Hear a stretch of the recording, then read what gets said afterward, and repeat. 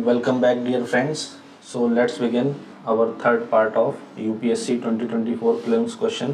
तो question number 51 से शुरू करते हैं जो बच गया था। तो देखिए स्टेटमेंट बेस्ड क्वेश्चन है, चलिए देखते हैं क्या है।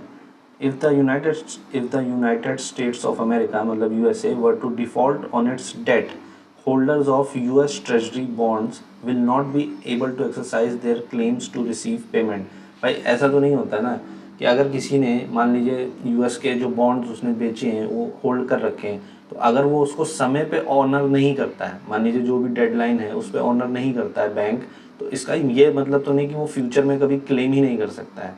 कभी ना कभी तो यूएस को वो पैसा चुकाना होगा ना, नहीं चुकाएगा तो इंटरनेशनल ट्रांजैक्शन से बाहर हो जाएगा। तो इसका मतलब फर्स्ट स्टेटमेंट तो डजंट मेक सेंस। फिर अगर हम इसको ही आउटराइटली काट देते हैं तो फिर तो सेकंड स्टेटमेंट देखने की भी जरूरत नहीं। फिर भी पढ़ लेते हैं क्या कह रहा है। US government debt is not backed by any hard assets but only by faith of the government. ये तो बात सही है, आपने पढ़ा होगा निक्सन शॉक, जो प्रेसिडेंट थे इनके, जिनकी इंदिरा गांधी से नहीं बनती थी, प्रेसिडेंट निक्सन, मेरा ख्याल है 1961 में इन्होंने क्या किया था, गोल्ड जो पहले क्या होता था करेंसी गोल्ड से पैक्ड होती थी, तो उसके बाद ये अनपैक्ड कर दी गई थी। तो इसके बाद ये फिएट डॉलर दे दनादन मतलब छापते चले गए। क्यों? क्योंकि इनको कोल्ड वॉर की फाइनेंसिंग करनी थी डिफेंस के लिए। तो उसके चलते ये प्रेसिडेंट निक्सन ने शॉक दिया था और गोल्ड से डीपैक कर दी थी इकोनॉमी, तो उसकी वजह से ये हुआ था।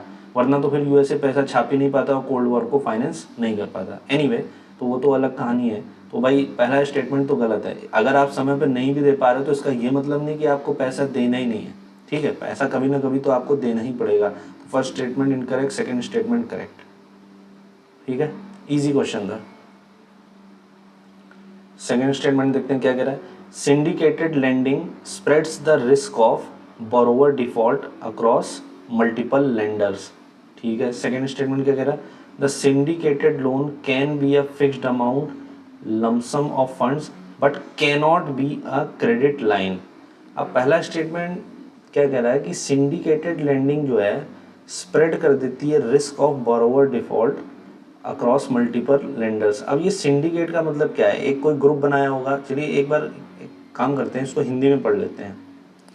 सामूहिक उधार बहु उधारदाताओं के मध्य उधारकर्ता के चूक का जोखिम बढ़ाता है, जोखिम बढ़ाता है। तो ये क्या कह रहा है कि सिंडिकेटेड लेंडिंग क्या करती है, स्प्रेड कर देती है risk of borrower default across multiple lenders. तो ये स्टेटमेंट तो सही लग रहा है। अगर कई लोगों का ग्रुप जो है वो मिल के बोरो मतलब जो लोन है वो उठाता है, तो अगर वो डिफॉल्ट करते हैं या कोई दिक्कत आ जाती है तो वो जो रिस्क है वो सब पे ही बराबर से बढ़ जाएगा ना, किसी एक आदमी पे तो नहीं आएगा। तो पहला स्टेटमेंट तो मतलब सही लग रहा है आउटराइटली। सेकंड देखते हैं।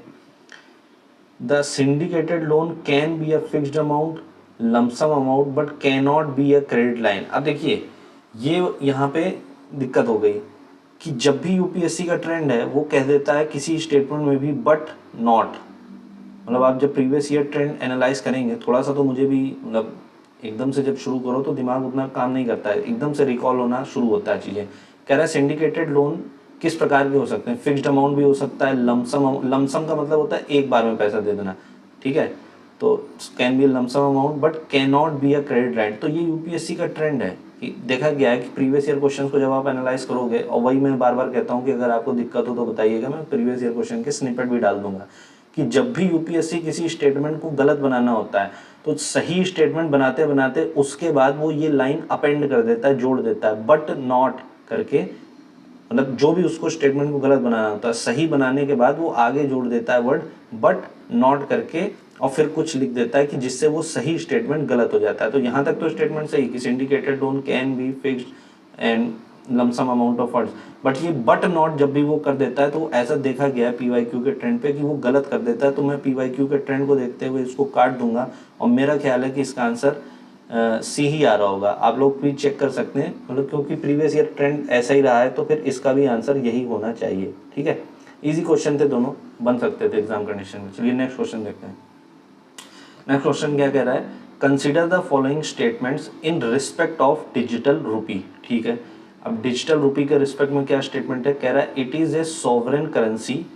अब डिजिटल भले रूपी है, डिजिटल रूपी है, भले ही डिजिटल है लेकिन रुपी है, तो रुपी तो भाई सॉवरेन करेंसी है, तो उसको तो गवर्नमेंट ऑफ इंडिया का ऑथराइजेशन के थ्रू आरबीआई ही लॉन्च करेगी, है ना, ये बात तो सही है।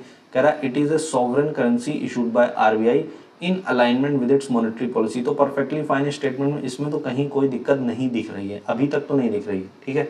आगे देखते हैं क्या कह रहा है, it appears as a liability on the RBI's balance sheet, ठीक है, अगर वो इशू करेगी तो मतलब एज ए लाइबिलिटी शो होगा, ये भी बात सही है, ठीक, ये स्टेटमेंट भी सही लग रहा है फेस वैल्यू पे। नेक्स्ट देखते हैं, it is insured against inflation bye it's. अब भाई इसका इन्फ्लेशन से क्या लेना देना है, अभी जो आपको हार्ड करेंसी इशू हो रही है, नोट इशू हो रहे हैं या सिक्के इशू हो रहे हैं, बस अब उसकी जगह डिजिटल फॉर्मेट में रुपी इशू हो रहा है, उसका इन्फ्लेशन से तो कहीं कोई लेना देना नहीं है ना, वो तो सिंपल पैसा है, चाहे नोट के फॉर्म में हो चाहे अभी जैसे डिजिटल वॉलेट के फॉर्म में होता है, तो इसका इससे तो कोई लेना देना नहीं है, ठीक है। तो ये तो आउटराइटली गलत दिख रहा है, तो जहाँ जहाँ थर्ड है उसको तो काट ही दीजिए। देखिए थर्ड उसने दिया भी एक बार है, ये मैं कंसिस्टेंटली बताता जा रहा हूँ कि ये यूपीएससी का ट्रेंड है कि अगर कोई ऑप्शन उसने एक ही बार दिया है हर जगह में, इसका मतलब यूपीएससी भी आपको गाइड कर रहा है कि वो स्टेटमेंट दूर दूर तक सही नहीं है और उसको सिलेक्ट मत कीजिए, ठीक है। नेक्स्ट स्टेटमेंट देखते हैं, it is freely convertible against commercial bank money and cash. हाँ तो ये तो होना ही चाहिए, अगर वो ईज ऑफ ट्रांजेक्शन नहीं होगा कि आपने खाली डिजिटल रुपी ले लिया और आप उसको कैश में नहीं कन्वर्ट कर पा रहे हैं तो फिर तो दिक्कत हो जाएगा ना, तो ये तो होना ही चाहिए। और कम से कम जब तक वो मतलब ऐसा नहीं हो जाता कि पूरा देश ही उसको 95% डिजिटल रुपी पे आ गया है, तो तब तक तो ये सब तो करना ही पड़ेगा, तो ये तो दिस मेक सेंस, तो उस हिसाब से डी वाला ऑप्शन सही बैठ जाना चाहिए। नेक्स्ट क्वेश्चन पे ध्यान देते हैं। नेक्स्ट क्वेश्चन क्या कह रहा है, with reference to ancient India Gautam Buddha was generally known by which of the following epithets, ठीक है। अब जैसे कि मैंने कहा है कि जब भी वो क्वेश्चन को स्पेसिफिक बना देगा किसी कॉन्सेप्ट से कि with reference to ancient India, एक तो सिर्फ एंशिएंट इंडिया कर दिया, फिर गौतम बुद्धा भी स्पेसिफिक कर दिया, तो उस केस में यूपीएससी जब भी ऑप्शंस देगा तो वो सारे ऑप्शन को तो सही नहीं बनाएगा, ये तो हमें पता है। अब ये हमने बार बार देख लिया एन्यूमरेबल नंबर ऑफ टाइम, तो इसको तो मैं आउटराइटली काट दूंगा, मुझे पता है ये कभी हो ही नहीं सकता 1 2 3, क्योंकि स्पेसिफिक कॉन्सेप्ट पे जब यूपीएससी बुक पूछता है तो सारे क्वेश्चन कभी सही नहीं होते हैं, ठीक। नेक्स्ट देखते हैं, अब नेक्स्ट क्या है, नेक्स्ट कह रहा है कि इनमें से कौन सा जो नाम है क्या है, with reference to ancient India Gautam Buddha generally known by which of the following epithet, मतलब उस बुद्धा को जनरली और किन नामों से पुकारा जा सकता होगा। अब देखिए इतना एंशिएंट हिस्ट्री पढ़ने के बाद भी मतलब कुछ क्लू तो नहीं लग रहा है कि पहला कभी मैंने पढ़ा हो, सेकंड कभी पढ़ा हो, लेकिन इतना मुझे पता चल रहा है कि हमने टाइप्स ऑफ बुद्धिस्ट टेक्स्ट पढ़े थे, तो उसमें टाइप्स ऑफ बुद्धिज्म में आता है एक थेरी गाथा, है ना, तो थेरी गाथा करके जो पढ़ा था, ये तथा गाथा थोड़ा उससे राइम कर रहा है, रिजेंबल करना है, तो अगर एग्जाम कंडीशन में हमें गेस वर्क लेना होगा तो क्योंकि मुझे थेरी गाथा याद आ रहा है, तो थेरी गाथा से ये तथा गाथा जो है रिजेंबल कर रहा है, तो मैं इसके साथ जाऊंगा गट फीलिंग के साथ। और ये over a period of time जब आप बहुत सारे क्वेश्चन कर लोगे तो आप देखोगे कि जो सिमिलर साउंडिंग नेम्स होते हैं, ऐसे ही नहीं यूपीएससी कुछ भी दे देता है, तो उससे रिलेटेड कुछ ना कुछ देता है ताकि वो साउंड कर रहा हो मैच या राइम कर रहा हो मैच, तो वही होता है, सिर्फ ऐसा नहीं कि हिस्ट्री क्वेश्चन में, बाकी भी क्वेश्चंस में। तो क्योंकि ये थोड़ा थेरी गाथा से मैच कर रहा हो तो मैं मान के चलूंगा कि थर्ड स्टेटमेंट कहीं ना कहीं सही रहा होगा। अब क्योंकि ऑल तो सही हो नहीं सकते और थर्ड एक ही जगह सही है, तो फिर मैं लीप ऑफ फेथ लेके बी मार दूंगा, और मेरे ख्याल से यही ऑप्शन सही भी था एग्जाम में। तो देखिए मुझे इस क्वेश्चन के बारे में फर्स्ट स्टेटमेंट नहीं पता, सेकंड स्टेटमेंट नहीं पता, अब थेरी गाथा के बारे में एक आउटराइटली थोड़ा सा मुझे पता था, तो उसके बेसिस पर मैंने एग्जाम कंडीशन में भी इसी तरह गेस किया था, मेरे ख्याल से ये आंसर सही था, ठीक है। चलिए नेक्स्ट क्वेश्चन पे चलते हैं। अब नेक्स्ट क्वेश्चन देखिए, क्लासिक क्वेश्चन हो गया, जैसे कि मैंने कहा कि 4 स्टेटमेंट वाले जब भी मैचिंग के आते हैं तो उनमें जनरली कितने ऑप्शन सही होते हैं, 2, लेकिन देखिए इस बार यूपीएससी ने भी क्या किया कि 2 ही ऑप्शन सही कर दिए, तो फिर वही है कि थोड़ा सा तो ट्रिकी हो गया।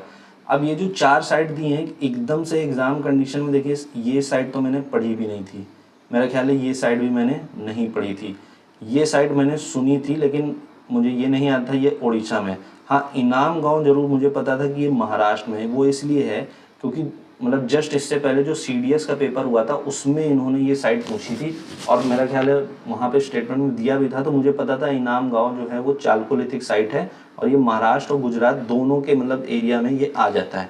तो इतना तो मुझे पता था कि एग्जाम, तो देखिए यूपीएससी के एग्ज़ाम में, इसीलिए कि जस्ट उससे पहले 1-2 साल में जो एनडीए सीडीएस के पेपर हुए हैं वो भी आपको लगाने चाहिए। मतलब फर्स्ट प्रायोरिटी ये होनी चाहिए कि यूपीएससी के पीवाईक्यू, खुद के सिविल सर्विस, फिर एनडीए सीडीएस, और उसके बाद अगर समय बचता है तो फिर आप मतलब विजन वगैरह की टेस्ट सीरीज लगा सकते हैं, लेकिन पहली प्रायोरिटी ये होनी चाहिए। एनीवे, तो मुझे एग्जाम कंडीशन में सिर्फ इतना ही पता था, तो इसके बेसिस पे तो भाई क्वेश्चन सॉल्व नहीं होता। तो ये था कि हाँ, हम सी काट सकते थे, डी काट सकते थे। अब इसके बाद ये क्वेश्चन नहीं हो सकता था, तो इसके बाद हमें वही करना है, 50-50 तो छोड़ के नहीं आना, कुछ भी एक तुक्का मारना है। लेकिन सीखने वाली बात क्या है कि कुछ भी हो जाए तो एक तो 4 में 2 वाला ट्रेंड बरकरार है, पहली बात। दूसरी बात, यूपीएससी के जो बाकी पेपर्स होते हैं एनडीए सीडीएस, उन्हें भी हमें सीरियसली लेना है, क्योंकि मेरा ख्याल है वहाँ चंद्रकेतुगढ़ का भी कुछ ना कुछ मेंशन आया था, बट मैं I was not able to recall. ठीक है, तो मैंने कुछ ना कुछ तुक्का मारा था, तो अभी मुझे याद नहीं है। ठीक है, बट इतना तो हमें करना चाहिए। चलिए नेक्स्ट क्वेश्चन पे देखते हैं। Which of the following rulers of medieval India gave permission to Portuguese to build a fort at Bhatkal. अब देखिए, हर साल यूपीएससी का ट्रेंड है कि वो एंशियंट मिडिवल हिस्ट्री से क्या करता है, विजयनगर से सवाल पूछता है। तो विजयनगर से पूछा है, और विजयनगर के सबसे जो मतलब इम्पोर्टेंट रूलर्स हैं, अगर आपने देखा हो तो उनमें से एक है कृष्णदेव राय। ठीक है, और मेरे अपने मतलब एक्सपीरियंस से ये मुझे पता चलता है कि बहुत सारी अगर हिस्ट्री की आप टेक्स्ट बुक्स पढ़ लेंगे तो उसका जो कॉस्ट आउटपुट रेशियो होता है वो उतना नहीं निकल के आता है। इतना ज़्यादा मतलब आप हिस्ट्री को अगर पढ़ेंगे तो मतलब इतना कॉस्ट टू बेनिफिट रेशियो उतना नहीं निकल के आता है। और इस बात की कुछ एक ऐसी होती हैं एसएससी वाली किताबें, मतलब मैं आपको बता दूंगा, जो मैंने पढ़ा था हार्डली वो 100 पेजेस की ही थी, मतलब पूरा मेडिवल से लेके मॉडर्न तक। तो मैंने उसको पढ़ा था, तो मैंने देखा था क्योंकि उससे हर साल 2-3 क्वेश्चन आते हैं, और ये क्वेश्चन स्ट्रेट अवे वहीं से उठ के आया था। तो ये भी क्वेश्चन वहीं से उठ के आया था, तो एग्जाम कंडीशन में ईजी था। वैसे भी अगर मेडिवल पूछा है और विजयनगर एम्पायर का क्वेश्चन है तो ये तो नहीं हो सकते, ये दोनों तो इस्लामिक नेम है। और Krishnadeva Raya was the most important and influential ruler, तो सीधे ही मुझे पता चल गया कि भाई कृष्णदेव राय हो ना हो इसी के बारे में पूछा जा रहा होगा। तो अगेन ईजी क्वेश्चन था, क्योंकि जो नॉर्मल सोर्स अब मतलब जो न्यू नॉर्मल है यूपीएससी का हिस्ट्री का, तो अब इतना ज़्यादा एनसीईआरटी की तरफ ना जाते हुए हम लोग उस नई बुक से पढ़ते हैं, मैं उसका नाम बता दूंगा, I am not able to recall. तो ये सीधे उठ के वहीं से आया था क्वेश्चन। ठीक है, मॉडर्न हिस्ट्री में तो शायद मुश्किल है ये वाला मिल पाना स्पेक्ट्रम में। चलिए नेक्स्ट देखते हैं। हाँ अगेन, अब ये देखिए, ये वही क्लासिक ट्रेंड है जो मैं बार बार बोल रहा हूँ, जो अपने आप को रिपीट कर रहा है। अगर यहाँ पे क्वेश्चन होता कंसीडर द फॉलोइंग स्टेटमेंट्स, तो फिर दोनों स्टेटमेंट सही होने की प्रोबेबिलिटी हो जाती है और बोथ की भी एक ऑप्शन होती।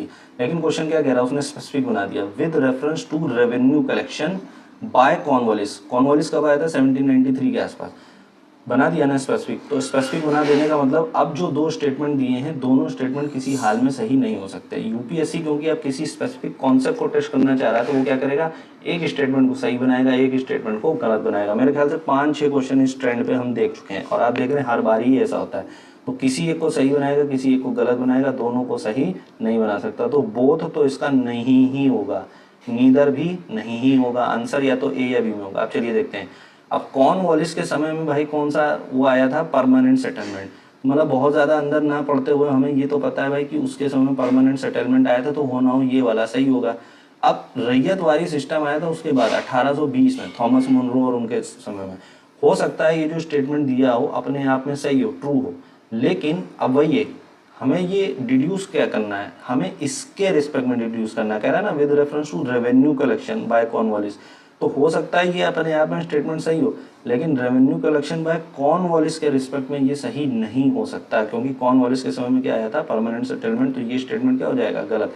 मतलब पूरा अंदर पढ़ने की भी जरूरत नहीं, ये तो पता था गलती होना है, और यहाँ परमानेंट सेटलमेंट है तो यही सही होना है। तो मेरा ख्याल है इसका आंसर ईजी हो जाएगा एग्जाम कंडीशन में, अगर आपको ये सारी चीज़ें पता है कि जब वो स्पेसिफिक टॉपिक से पूछेगा तो बहुत नहीं हो सकता। वरना एग्जाम के प्रेशर में अगर आप पढ़ेंगे तो आपको तो ये भी स्टेटमेंट सही लगने लगेगा कि सही तो कह रहा है, इसमें गलत क्या कह रहा है, कि रैयतवारी सेटलमेंट ऐसा है तो पीजेंट एग्जाम्ट हो गए वगैरह, है ना। आपको पॉजिटिव स्टेटमेंट लगेगा, मतलब असर्टिव लगेगा, लेकिन वही है कि ये चीज़ें आपको पता होनी चाहिए। चलिए आगे चलते हैं, नेक्स्ट क्वेश्चन देखते हैं। Consider the following statement which of the following. अब ऐसे में दोनों सही होने की प्रोबेबिलिटी हो जाती है, क्योंकि यहाँ कुछ भी स्पेसिफिक नहीं है। अब वो इंडिविजुअल स्टेटमेंट की मेरिट पर डिसाइड होगा। नेक्स्ट क्वेश्चन देखते हैं क्या कह रहा है। देयर आर नो पैराबल्स इन उपनिषद। अब भाई पैराबल्स क्या होते हैं हमें नहीं पता। लेकिन इतना तो पता है, जब यूपीएससी ऐसा एक्सट्रीम स्टेटमेंट बना देता है, और भाई उपनिषद भी कोई एक किताब नहीं है, पूरी फिलॉसफी है और मल्टीपल बुक्स हैं उपनिषद में भी। पूरी उपनिषद में जाके एग्जामिनर ने चेक किया होगा, खंगाला होगा, और एक भी पैराबल्स नहीं मिला होगा, नेक्स्ट टू इम्पॉसिबल बात है, तो एग्जाम कंडीशन में से देखते ही गलत बना देना है। नेक्स्ट क्या कह रहा है, उपनिषद वर कंपोज्ड अर्लियर देन पुराण। अब देखिए मैं श्योर नहीं हूँ, अगर ये स्टेटमेंट इतना सही नहीं होता तो मैं इसके बारे में भी स्केप्टिकल हो जाता, लेकिन वही बात है कि अब यहाँ भी उपनिषद यहाँ भी उपनिषद, तो सेम कंसेप्ट पे सवाल है, तो दोनों स्टेटमेंट तो यूपीएससी गलत नहीं बनाएगा, ये तो आउटराइटली गलत दिख ही रहा है। तो जाहिर सी बात है यूपीएससी ने क्या किया होगा, इसको सही बनाया होगा, तो एग्जाम कंडीशन में ये भी ईजी हो जाता है और हमारे लिए क्या हो जाता, बी। ठीक है, देख पा रहे हैं यहाँ भी उपनिषद से रिलेटेड है, यहाँ भी उपनिषद, और यहाँ आ गया नो पैराबल। पैराबल जो भी हो, नो कह देना इतने सारे मतलब इतना लंबा चौड़ा उपनिषद में डिफिकल्ट है। और आपको क्या लग रहा है यूपीएससी के एग्जाम में बैठ के उपनिषद पढ़ेगा, तो नहीं हो सकता वो। चलिए नेक्स्ट क्वेश्चन पे ध्यान देते हैं। अब देखिए ये सब क्वेश्चन बड़े इजी बन जाते हैं। क्या कह रहा है, India is a member of international grains council. अब नहीं पता, लेकिन भाई दे रखा है, अगर इंडिया इसका मेंबर नहीं है तो सीधी बात ये, तो फिर ये पूछा क्यों है। हमको यूएसए का तो सिविल सर्विस दे नहीं रहे हैं, ब्राज़ील का तो नहीं दे रहे हैं कि ब्राज़ील उसको ज्वाइन करेगा तो पूछेगा, तो मतलब सीधी बात है कि मान के चलना है लीप ऑफ फेथ कि हाँ भाई दिया होगा तभी तो पूछ रहे हैं, कुछ तो इंडिया का पार्टिसिपेशन नहीं रहा होगा तभी तो पूछ रहे हैं। ठीक, अब देखने वाली बात ये है कि देखिए यहाँ पे क्या कह रहा है, यहाँ पे भी इंटरनेशनल ग्रीन्स काउंसिल है, यहाँ पे भी इंटरनेशनल ग्रीन्स काउंसिल है, दो बार रिपीट कर रहा है ना। अगर उसको, मैं यही बताना चाह रहा हूँ, अगर ये स्टेटमेंट सही बनाना होता तो वो दोबारा से इंटरनेशनल ग्रीन्स काउंसिल नहीं डालेगा, वो कुछ जेनरिक स्टेटमेंट डाल के बता, इट करके बना देगा कि it needs to be a member of exporting importing. लेकिन जब वो इंटेंशनली सेम टॉपिक पे दोनों स्टेटमेंट डालेगा कि यहाँ भी लिख दिया इंटरनेशनल ग्रीन्स काउंसिल, यहाँ भी लिख दिया, तो ये मुझे सीधे आउटराइटली क्लू मिलता है कि भाई दोनों स्टेटमेंट तो सही नहीं बनाएगा। वो यूपीएससी का तरीका चेक करने का कि एक स्टेटमेंट सही बनाओ, एक स्टेटमेंट गलत बनाओ, तो दोनों गलत भी नहीं। आप देख रहे हो कितना ब्यूटीफुली ये चीज़ वर्क करती है और कितनी बार ये चीज़ रिपीट हो रही है। तो इंटरनेशनल ग्रीन्स काउंसिल यहाँ भी, इंटरनेशनल ग्रीन्स काउंसिल यहाँ भी, दोनों एक साथ सही नहीं हो सकते। तो पहला तो सही लग रहा है, तो दूसरा गलती होना है, सीधी बात है, चलो पढ़ लेते हैं फिर भी। A country needs to be a member of international grains council for exporting और इम्पोर्टिंग राइस एंड मीट। अब देखो क्या गलत हो सकता है खाली एक्सपोर्टिंग हो सकता है खाली इम्पोर्टिंग हो सकता है खाली राइस के लिए हो सकता है। तो चार प्रोबेबिलिटी गलत होने की मतलब इनफ इंडिकेशन है कि यही स्टेटमेंट भाई गलत बनाया होगा और यही स्टेटमेंट सही बनाया होगा। मतलब कुछ नहीं पता है इंटरनेशनल ग्रेन्स काउंसिल, मुझे तो नहीं पता है, लेकिन मुझे पता है ये आंसर यही होने वाला है। ठीक है, तो ये होता है जब आप प्रीवियस ईयर ट्रेंड को बहुत अच्छे से रियलाइज़ करते हैं। ये तो भाई इजीली करंट अफेयर्स का क्वेश्चन था, हालांकि मैंने करंट अफेयर्स पढ़े नहीं थे, लेकिन फिर भी इतना तो मतलब सुनने में आ ही गया था कि इंटेंजिबल कल्चरल लिस्ट में शायद इस बार गरबा डांस को मोदी, मतलब गुजरात का है तो एक तरीके से मोदी जी का मान लो, उन्होंने करवा दिया था इंक्लूड। चलिए नेक्स्ट देखते हैं। Who was the provisional president of constituent assembly before doctor Rajendra Prasad. तो डॉक्टर राजेंद्र प्रसाद तो बाद में बने थे, सबसे पहले तो भाई ये क्या नाम है आपके, सच्चिदानंद सिन्हा। अब इसमें तो ज़्यादा कुछ मतलब ये तो सीधे फैक्चुअल स्टेटमेंट है, पॉलिटी का एक्सपेक्टेड है कि आपको आना चाहिए, और पीसीएस ईसीएस में तो ये तो हद से ज़्यादा पूछा जाता है। ठीक है, चलिए नेक्स्ट। अब नेक्स्ट देखिए क्या लिखा है, with reference to government of India. फिर देखिए फिर से with reference to government of India, दिख रहा है पैटर्न। अब क्योंकि उसने स्पेसिफिक बना दिया, अगर खाली कंसीडर फॉलोइंग स्टेटमेंट होता तो बी के भी चांसेस होते, डी के भी होते। विद रेफरेंस टू कोई स्पेसिफिक कॉन्सेप्ट है तो दोनों स्टेटमेंट यूपीएससी सही नहीं बनाएगा। अगर आपको भरोसा नहीं है और खाली कंसीडर तो फॉलोइंग स्टेटमेंट आप मान के पढ़ेंगे ना, तो हो सकता है कुछ ना कुछ आपको पढ़ो तो ऐसा लगे दोनों ही सही। चलिए पढ़ के देखते हैं क्या लिखा है। It provided for the establishment of an all India federation based on the union of British India provinces and princely state. ये तो उसने किया ही था कि दो चीज़ों में बांट दिया था, British India provinces and princely, तो ये तो सही लग रहा है। ठीक है, दूसरा पढ़ लेते हैं। Defence and foreign affairs were kept under the control of federal legislation. देखिए अगर आज की परिस्थिति से इसको कंपेयर करें तो आज डिफेंस किसके पास है, फेडरल गवर्नमेंट। फेडरल मतलब यूनियन गवर्नमेंट, हमारे यहाँ फेडरलिज्म का ढांचा है। फॉरेन अफेयर्स भी कौन है, केंद्र सरकार देखती। तो बाहर से देखने में ये स्टेटमेंट सही लग रहा है कि नहीं। और अगर आप बिल्कुल एग्जाम के प्रेशर में हो, 62nd क्वेश्चन में आएंगे तो आप ये पढ़ेंगे तो आपको एकदम ही मन लगेगा कि भाई ये भी स्टेटमेंट सही, ये भी स्टेटमेंट सही, आप सी टिक कर देंगे। इसीलिए मैं कह रहा हूँ कि ये पीवाईक्यू के ट्रेंड को एनालाइज करना जरूरी है कि अगर उसने with reference to government of India act 19, तो आप डबल श्योर हो जाओ कि भाई दोनों स्टेटमेंट सही नहीं होंगे, उसने कुछ ना कुछ गलत बनाया होगा। अब क्योंकि ये 1935 की बात है तो उस समय क्या होती थी, तीन लिस्ट तो जैसे अभी तब भी होती थी, फेडरल लिस्ट और मतलब स्टेट लिस्ट और कॉन्करेंट लिस्ट, ठीक। लेकिन डिफेंस ऑफ फॉरेन अफेयर्स क्या इस लिस्ट में होता था? नहीं, डिफेंस ऑफ फॉरेन अफेयर्स किसके हाथ में होता था?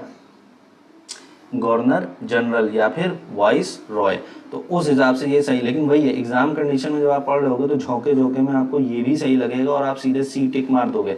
इसीलिए ये ज़रूरी है कि आपका दिमाग आपको ये बताए कि जब भी ऐसे स्पेसिफिक टॉपिक पे सवाल बनेंगे दो स्टेटमेंट वाले, तो किसी एक को ही यूपीएससी गलत बनाएगा, किसी एक को ही सही बनाएगा, तो आप सोचने पे मजबूर हो जाओगे उस टॉपिक पे और ज़्यादा थोड़ी देर कि नहीं कुछ तो गलत होगा, मैं थोड़ी देर और सोचूंगा, फिर आप उसको गलत कर लोगे। वरना आप एकदम से झोंके में पढ़ते चले जाओगे और आज की परिस्थिति से इसको कंपेयर करोगे कि हाँ आज तो ऐसा ही होता है और आप इसको टिक मार दोगे। तो वो भी इसी सोच से बनाता है एग्जामिनर, है ना। तो इसीलिए हमें थोड़ा सा अवेयर रहना है। चलिए नेक्स्ट क्वेश्चन पे आते हैं, क्या है? Which of the following is a work attributed to playwright Bhasa. अब देखिए भाई इतना तो देखिए नहीं पता, अब ये तो मतलब फिर कुछ क्वेश्चन तो देखिए छोड़ने ही पड़ेंगे भाई, नहीं आइडिया है और इतना ज़्यादा रिस्क नहीं ले सकते। बिल्कुल भाषा आशा कहीं कुछ राइम भी नहीं कर रहा। अब ये महाभाष्य लग रहा है, लेकिन यूपीएससी भी ऐसा तो नहीं दे देगा कि भाषा को मतलब आप समझ रहे हैं। मैं तो इतने गट्स नहीं ले सकता कि मैं इसको सही मार दूं, तो इसको मैं देखिए ऑनेस्टली बता रहा हूँ छोड़ दूंगा, ठीक है। नेक्स्ट क्वेश्चन पे आते हैं। और ठीक है आपको 200 नहीं लाने हैं उसमें, 100 भी आ गए तो बहुत है। क्या है? संघ भूति, नाम नहीं सुना मैंने, इंडियन बुद्धिस्ट मॉन्क, तो इतना तो पता चल गया बुद्धिस्ट मॉन्क है। चलिए, who travel to China at the end of 4th century was the author of, ठीक। अब क्या है? प्रज्न परमिता सूत्र। हाँ देखिए, अब जो सूत्र वर्ड होता है ये किसके लिए यूज होता है? जैन के लिए। तो सबसे पहला काम तो मेरा होगा भाई कि मैं इसको काट दूं, क्योंकि यहाँ बुद्धिस्ट और यहाँ सूत्र है, ठीक है। विशुद्धि मार्ग, अब मुझे याद नहीं आ रहा, लेकिन मुझे पता है कि विशुद्धि मार्ग का संग बुद्धि तो नहीं होता है, क्योंकि पढ़ा तो है ही है, वन वर्ड होता है। तो विशुद्धि मार्ग तो पीवाईक्यू में एक आध बार कभी आ चुका है, तो इसका संग बुद्धि तो नहीं आता। तो मेमोरी से मुझे ये पता है कि मैं इसको तो काट दूंगा। अब दो बचे, ललित विस्तारा और ये विनय।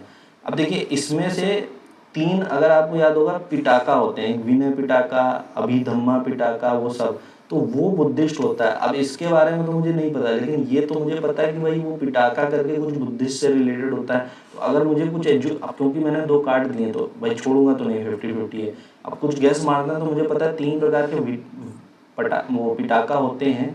तो फिर मैं बुद्धिस्ट और विनय को मतलब देखूंगा कि हाँ ये दोनों साथ जाते हैं, तो मैं ये मार दूंगा। शायद मेरा ख्याल है यही एग्जाम में भी सही रहा होगा, ठीक है। आप लोग चेक कर सकते हैं। तो अगेन सही मतलब सही आंसर देखना हमारे लिए इंपॉर्टेंट नहीं, वो तो आप देख ही लेंगे। मतलब किस तरीके से आपको अप्रोच करना है और आपको किस तरीके से एजुकेटेड गेस लेना है, वो समझना मोर इम्पोर्टेंट है rather than reaching the right answer. वो तो फिर आप थोड़ा बहुत तो नॉलेज का भी खेल है, लेकिन क्या अप्रोच होनी चाहिए आपकी जब एग्जाम कंडीशन में है, ठीक है, वो हम देख रहे हैं। चलिए नेक्स्ट क्वेश्चन पे आते हैं। नेक्स्ट क्वेश्चन क्या कह रहा है? Consider the following properties included in the world heritage list included by UNESCO. अब देखिए भाई, मतलब वही बात है कि 4 दिए हैं, बहुत ज़्यादा मेरा ख्याल है उस समय शांति निकेतन इंक्लूड हुआ था जितना मुझे याद आ रहा है, और बाकी तो रानी की वाव तो पुराना है, मुझे नहीं लग रहा हुआ होगा। होयसलास तो 1980s में ही हो गया था। Mahabodhi temple I am not sure. अब मैं अपनी नॉलेज के बेसिस पे करने जाऊँगा तो मैं ओनली 1 मार दूंगा, लेकिन वही है कि नॉलेज के चक्कर में नहीं पड़ना है। जब भी 4 स्टेटमेंट दिए हैं तो मैं सीधे रखता हूँ, चीज़ों को कॉम्प्लिकेट करता ही नहीं हूँ। अनटिल अनलेस मैं चारों स्टेटमेंट के बारे में 100% से ज़्यादा श्योर हूँ, मैं अपने मतलब सेट पैटर्न से डेविएट नहीं करूँगा। क्यों? अगर यूपीएससी इसको बदलेगा तो भाई सीधी बात है कट ऑफ -2.67 नीचे चली जानी है 2023 की तरह, वरना आप सीधे ओनली 2 मार दीजिए। और मेरे ख्याल से एग्जाम में ओनली 2 ही सही था। इसका मतलब महाबोधि टेम्पल कॉम्प्लेक्स भी इंक्लूड रहा होगा, जिसकी मुझे बिल्कुल जानकारी नहीं थी एग्जाम में, लेकिन मुझे इतना पता था कि 4 स्टेटमेंट 2 ही मारने हैं मुझे, 2 मार दिया था मैंने बिना ज़्यादा दिमाग लगाए, डिस्पाइट नोइंग कि शांति निकेतन तो है और ये तो मुझे पता था नहीं हो सकता, ये नहीं हो सकता है, इसको लेके आई हैड नो आइडिया, लेकिन मुझे ये पता है 4 में 2 होता है, तो इस वजह से मैंने मार दिया, ठीक है। नेक्स्ट देखते हैं क्या है। As per article 368 of the constitution of India, parliament में amend any provision of the constitution पर। अब ये तो है आर्टिकल 368 का यूज करके ही तो पार्लियामेंट संविधान में संशोधन किया जाता है, तो कुछ ऐड भी कर सकते हैं। हाँ ऐड तो कर सकते हैं, वेरिएशन भी ला सकते हैं, बिल्कुल ला सकते हैं। रिजर्वेशन के 15(5) और 15(6) में वो चेंज लाए थे ना 103rd अमेंडमेंट से, और रिपील भी कर सकते हैं, कुछ हटा भी सकते हैं जो नहीं चाहिए, है ना। तो तीनों ही स्टेटमेंट सही है, तो ईजी हो गया क्वेश्चन, इसमें ज़्यादा कुछ नहीं था। सीधा सिंपल फैक्चुअल पॉलिटी का सवाल है। चलिए नेक्स्ट देखते हैं।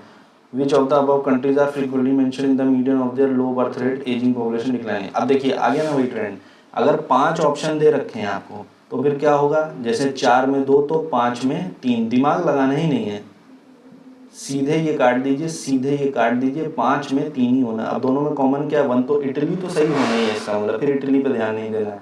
अब ये क्या पूछ रहा है, लो बर्थ कहाँ है, तो हमें दो नेशन के बारे में तो बार बार सुनते हैं, इटली और जापान। जापान में तो ऐसा भी सुनने में आया था कि 1.5 लाख घर खाली ही पड़े हैं, वहाँ कोई रह ही नहीं रहा है, कोई है ही नहीं वहाँ रहने वाला। तो अब हमें 1 और 2 पता, तो देखिए आसान हो गई चीज़ें, 1 2 4 वही है ना कि 5 हैं तो 3 ही होने, तो बस अब नहीं पता भाई कि ये नाइजीरिया है, साउथ कोरिया है, क्या है, बस इटली पता था और जापान पता था, हो गया क्वेश्चन। अब इस पे भी बाद में मैंने देखा बहुत लोग डिबेट कर रहे थे, बहस कर रहे थे, तो कोई जरूरत नहीं, सीधा ट्रेंड है, 5 में 3, 4 में 2, 6 में 4, 2 ऑप्शन यूपीएससी गलत बनाएगा। ठीक है, सॉरी एक क्वेश्चन स्किप हो गया लगता है, पॉलिटी का ही था।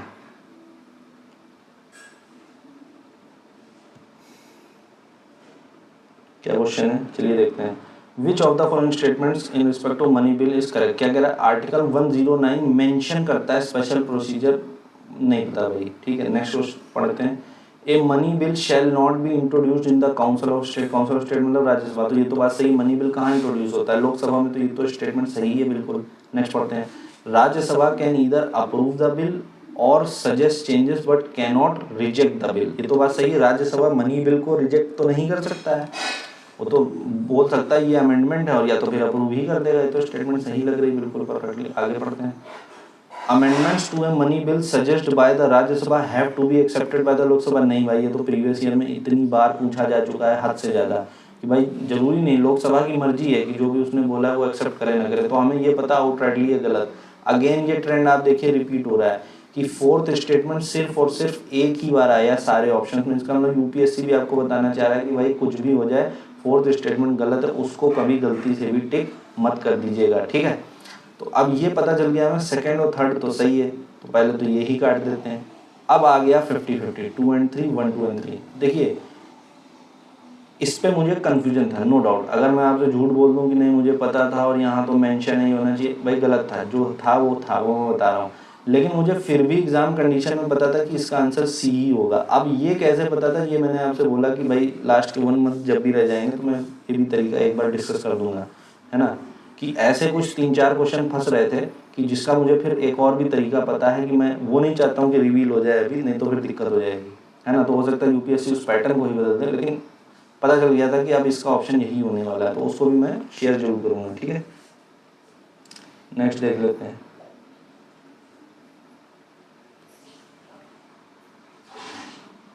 अब ये क्या कह रहा है, which of the following is are correctly matched in terms of equivalent rank in 3 services. Brigadier, major general, major, भाई बिल्कुल नो आइडिया, इतना कौन पढ़ के जाता है, आप भी जानते हैं, तो सीडीएस के सवाल में आता तो कुछ समझ में भी आता। तो मैंने तो क्या किया होगा, ज़्यादा दिमाग नहीं लगाया होगा, 2 वाले में ही गया होगा। पहले तो मैं ऑप्शन देखता हूँ, यहाँ भी 1 है, यहाँ भी 1 है, 1 नहीं गलत हो सकता। अब मैं 2 देखूंगा कितनी बार आया है, 2 एक ही बार आया, तो मुझे पता चल गया भाई 2 तो गलत है, सीधी बात ये है। कुछ भी हो जाए इस उसमें 2 ऑप्शन तो सही नहीं हो सकता, क्योंकि ये यूपीएससी ने एक ही बार दिया है। फिर 3 भी कई बार दिया, मतलब मल्टीपल टाइम्स, और 4 भी मल्टीपल टाइम्स दिया है। अब ये ओपन एंडेड हो गया कि कुछ भी सही हो सकता है। ठीक है, और एक ट्रेंड और है, आप देखिए 1 2 बार आया, 2 तो एक ही बार आया है, 3 3 बार आया और 4 भी 2 बार आया। यानी यूपीएससी ने सीधे सीधे ये इंडिकेशन दे दिया कुछ भी हो जाए 3 तो सही है, क्योंकि 3 मैक्सिमम टाइम्स आया है। तो मुझे ये भी पता चल गया था एग्जाम कंडीशन में कि ये नहीं हो सकता, ये नहीं हो सकता। अब ऑप्शन या तो आपका ये बनेगा या तो ये बनेगा, और जनरली 4 में 2 सही होता है। मैंने ये मार दिया था, जहाँ तक मुझे याद आ रहा है ये गलत हो गया था, शायद इसका 3 ओनली ही था। लेकिन फिर भी आप समझ रहे हैं ना, अब लगातार 4 में 2, 4 में 2, 4 में 2 सही हो रहे हैं, एक बार गलत हो जाता है तो इट डजंट मैटर, क्योंकि भाई देखिए ना 10 से ज़्यादा क्वेश्चन आपने कर लिए हैं। लेकिन ये भी आपको देखना जरूरी कि किस तरह में इन 2 ऑप्शन तक पहुंचा, कि 2 तो नहीं ही हो सकता है क्योंकि एक ही बार दिया है। ठीक है, और 3 मैक्सिमम बार दिया तो 3 तो सही होना ही है। तो कम से कम 50-50 तक आपको आना सीखना होगा। ठीक है, अब हो सकता है आपने मुझसे ज़्यादा करंट अफेयर्स पढ़ा हो, तो फिर इतना भाई लक सही साथ दे दे तो आप इसको सही भी कर लें। ठीक है, चलिए नेक्स्ट क्वेश्चन पर ध्यान देते हैं। North Eastern Council was establish by North Eastern Council Act subsequent to the amendments of North in 2002। Council comprises which of the following. अब देखिए ये बड़ा कीवर्ड है इस क्वेश्चन का, काउंसिल। काउंसिल क्या होती है? काउंसिल होता है इलेक्टेड मेंबर्स होते हैं ना, काउंसिल ऑफ मिनिस्टर। तो जो कमीशन क्या होता है? नॉमिनेटेड। जैसे कोई कमीशन या कमेटी क्या होती है, तो वो नॉमिनेटेड मेंबर्स होते हैं, मतलब पहले से ही जरूरत से ज़्यादा पढ़े लिखे होते हैं, है ना, तो उनको नॉमिनेट कर दिया जाता है, तो वो लोग कोई चुन के नहीं आते। लेकिन काउंसिल में कौन लोग होते हैं? जो चुन के आए होते हैं, ठीक है। तो वो ये बहुत बड़ा हिंट हो गया इस क्वेश्चन का कि काउंसिल है, तो काउंसिल होगा तो सबसे पहले तो हमारा ये होना चाहिए कि जो इसका मतलब जो इलेक्टेड मेंबर्स हैं वो जरूर सही होंगे। तो चलिए देखते हैं, governor of the constituent state, governor को तो नॉमिनेट ही किया जाता है, उसका कोई इलेक्शन तो होता नहीं। सेकंड क्या? Chief minister. तो चीफ मिनिस्टर इसका मतलब कुछ भी हो जाए इस क्वेश्चन में सही होना है, क्योंकि काउंसिल मेंशन है। 3 members to be nominated, again nominated, तो इसको थोड़ी देर छोड़ देते हैं। चौथा होम मिनिस्टर, होम मिनिस्टर भी इलेक्टेड होता है, तो इसका मतलब अब इतना तो देखिए डेप्थ में मुझे नहीं पता, ठीक है। और मेरा ख्याल है होम मिनिस्टर तो होता है, इतना मुझे पता था कि नॉर्थ ईस्टर्न काउंसिल को हेड कौन करता है, ये तो लक्ष्मीकांत ने दिया home minister, but chief minister इतना सब नहीं पता। और काउंसिल से मुझे ये पता चल गया कि ये होना है। अब देख लेते हैं 2 और 4 कहाँ कहाँ दे रखा है, तो ये स्टेटमेंट तो गलत हो जाएगा भाई, ये स्टेटमेंट भी गलत हो जाएगा। अब या तो ये सही होगा या तो ये सही होगा, ठीक है। अब इतनी बात सही है, मैचिंग का होता तो 4 में 2 बोल देते, लेकिन ये स्टेटमेंट टाइप में 4 में 2 और वो वाली कहानी नहीं चलती। ज़्यादातर तो मतलब 4 में 2 या 3 होता है स्टेटमेंट में भी, बट यहाँ पे वो मत करना, ये मैचिंग में होता है। जैसे ये मगल में मैचिंग है ना, तो यहाँ तो मैं 4 में 2 ही मार दूंगा आँख बंद करके, यहाँ पे वो फंडा नहीं लगेगा। अब क्योंकि मैंने इसको 2 को एलिमिनेट कर दिया था और ये जो 2 ऑप्शन बचे थे, अब मुझे मतलब कहीं ना कहीं मतलब इनहेरेंटली शायद मुझे पता था कि इसका ऑप्शन डी होगा। आई एम नॉट श्योर, बट आप चेक कर लीजिएगा और एक बार बताइएगा। अभी मेरे हिसाब से इसका ऑप्शन डी रहा होगा, जो मतलब मैंने खुद भी जो पैटर्न डिकोड किया है, जैसे मैंने पीछे आपको क्वेश्चन बताया ना 3-4 बार की, कुछ एक और भी पैटर्न है जो जिसको मैं डिलीबरेटली अभी अवॉइड कर रहा हूँ, नहीं बता रहा हूँ, बता दूंगा बाद में। तो उस पैटर्न को मैंने फॉलो किया था यूपीएससी का, और मेरा ख्याल है इसका ऑप्शन डी रहा होगा, ठीक है। आप लोग भी बताइएगा। चलिए नेक्स्ट पे आते हैं। How many delimitation commissions have been constituted by government of India till December 2020। देखिए ये फैक्चुअल सवाल है, आता है तो आता, नहीं आता तो नहीं आता। आपको ये तो पता है कि लास्ट बार जो डिलिमिटेशन हुआ था वो 2002 में हुआ था, उसके बाद उसको फ्रीज कर दिया गया था, ठीक है। तो एक तो ये हो गया। एक मेरा ख्याल है 1970s में हुआ था, जब उसके बाद फिर बहुत ज़्यादा अप्रोर हो गया था और बोला था कि नहीं अब इसको बंद कर दो, ठीक। उससे पहले इतनी पॉलिटिक्स नहीं होती थी, क्यों? 1 पार्टी डोमिनेंट सिस्टम था, कांग्रेस भाई नेहरू जी ही सरकार बना रहे थे बार बार। तो मेरा ख्याल है एक तो चुनाव के तुरंत बाद हो गया 1950s में। अब वो 1951 था, 52 था, डजेंट मैटर, मान लेते हैं 1952 रहा होगा। तो फिर एक 1962 भी रहा होगा। मैंने तो कुछ इसी तरीके से मतलब सोचने की कोशिश की थी और फिर मैंने 4 मार दिया था। मेरा ख्याल से इसका ऑप्शन 4 ही बनेगा, ठीक है, देख लीजिएगा आप। चलिए नेक्स्ट क्वेश्चन पे आते हैं। The constitution 71st amendment amend the 8th schedule to. अब 8th शेड्यूल तो लैंग्वेज के बारे में बात करता है। तो देखिए 71st अमेंडमेंट जब हुआ था तो 3 लैंग्वेजेस ऐड की गई थी, इतना तो मुझे याद है। और जब 91st हुआ था तो 4 ऐड हुई थी। तो 71st में 3 ऐड हुई थी, अच्छा 3 ऑप्शन दिया, तो चलिए ठीक है। कोंकणी, मणिपुरी, नेपाली, तो ये तो फैक्चुअल सवाल है भाई, आना ही चाहिए। देखिए अब ये लक्ष्मीकांत से डायरेक्टली वर्बटम उठ के आ रहा है, अगर आप ये गलत कर दे रहे हैं तो इसका मतलब आप सारे क्वेश्चन तो ट्रिक के बेसिस पे नहीं हो सकते, थोड़ा बहुत तो नॉलेज होनी ही चाहिए, ठीक है। डायरेक्ट लक्ष्मीकांत का सवाल है। अब ये वाला भाई देखिए, भारतीय जनसंघ तो चलो पता भी था मुझे, डॉक्टर श्यामा प्रसाद मुखर्जी एक तरीके से सही ही है। सोशलिस्ट पार्टी सी राजा को आई am not sure, Congress for democracy not sure. तो वही है भाई, सीधी बात है, 4 में कोई दिक्कत है, 2 मार दो।